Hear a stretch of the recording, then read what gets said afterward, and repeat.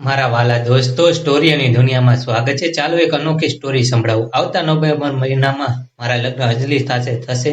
આ વાતથી જ અમે બંને ખુશ છીએ.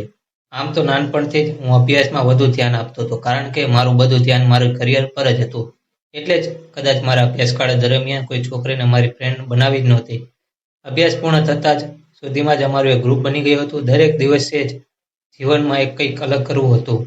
અમારા ગ્રુપમાં 3 છોકરીઓ અને 4 છોકરા હતા. અમારા ગ્રુપના બધા જ ગુજરાતી હતા અને અમે બધા જ ગ્રુપ બનાવીને મોટા શહેરોમાં અથવા વિદેશમાં જોબની શોધ કરતા હતા. એવા સમયે દિલ્હીની એક કંપનીમાં અમારા ગ્રુપમાંથી 4 વ્યક્તિને જોબ માટે પસંદ કર્યા. તે ચારેય મિત્રોએ દિલ્હીમાં એક રૂમ ભાડે રાખીને જોબ શરૂ કરી. સેલરી સારી હોવાથી અમને દરેકને આ પ્રકારની જોબમાં વધુ ઇન્ટરેસ્ટ હતો. ત્યારબાદ એ ચારેય મિત્રોએ અમને પણ હેલ્પ કરી અને અમે બધા જ દિલ્હી પહોંચી ગયા અને બધા જ જોબ પર લાગી ગયા. કૌટુંબિક જવાબદારીને કારણે 2 મિત્રો ગુજરાત પાછા આવી ગયા. ત્યારબાદ અમે 5 મિત્રોએ દિલ્હીમાં જોબ ચાલુ રાખી. સંજોગોવશ અંજલિની જોબ પણ મારી જ કંપનીમાં હતી.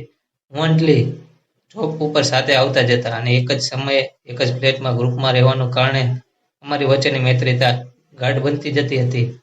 અમે રૂમમાં બધા જ કામના વારા બાંધ્યા હતા. ઘણીવાર અંજલિ મારા બદલે જમવાનું તૈયાર કરતી તો ક્યારેક હું એના બદલે કપડાં પણ ધોઈ લેતો. બધું કામ અમારે જાતે જ કરવાનું રહેતું. અમે જોબ ઉપર આવે સાથે આવતા જતા હતા. આ રીતે જ રહેવાને કારણે મારા હૃદયમાં અંજલિ પ્રત્યે ખાસ પ્રકારની લાગણી ઉત્પન્ન થઈ હતી. એનો સ્વભાવ પણ એટલો સરળ કે તમે કંઈ પણ કહો એટલે હા જ પાડે. ભાગ્યે જ કોઈક વખતે એની ના હોય. ઘણીવાર તો હું કહું એટલે આજે પિઝા ખાવા છે તો એ કે હા. ફરી હું એ જ કહું કે આજે મોમોજ ખાઈએ તો કે હા.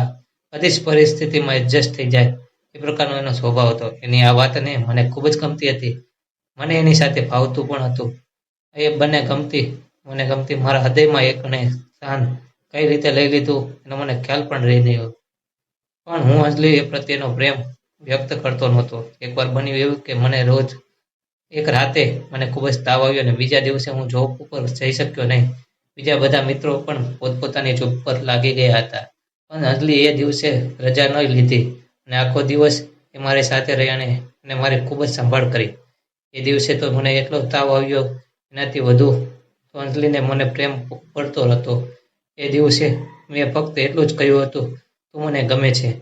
એણે જાણે અંજલિ મારા બોલવાની રાહ જોઈને બેઠી હતી, તેણે તરત જ કહી દીધું, અક્ષય, તું પણ મને ગમે છે, આઈ લવ યુ. અને તે જ ક્ષણથી અમારા અંગત પ્રેમ સંબંધો શરૂ થયેલા. અમે એકબીજાને પસંદ કરતા હતા, પ્રેમ વ્યક્ત કરતા હતા. પ્રેમ વ્યક્ત કર્યા પછી તો અમે એક જ અલગ દુનિયામાં જ પહોંચી ગયા હતા. સાથે રહેવાનું, સાથે જોબ, એકદમ સ્વતંત્ર જીવન, એકદમ ફિલ્મી સ્ટાઇલ. સમય પસાર થતો ગયો. યોગ્ય સમય જોઈને અમે અમારા ઘરે વ્યક્ત કરી. તેઓએ સંમતિ દર્શાવી અને અમે સાથે રહેતા હોવાના કારણે અમારી સગાઈ પણ કરાવી દીધી. પછી અમે અમારા માટે એક ફ્લેટ ભાડે રાખ્યો. અમે એમાં શિફ્ટ થઈ ગયા. ફક્ત લગ્ન બાકી હતા. આવતા નવેમ્બરમાં અમે લગ્ન કરવા અમારા ઘરે આવીશું. લગ્ન કરીને પછી ફરી પાછા અમારી દુનિયામાં ચાલ્યા જઈશું. આવી સ્ટોરી સાંભળવા માટે ચેનલને સબસ્ક્રાઈબ કરજો મિત્રો. ધન્યવાદ.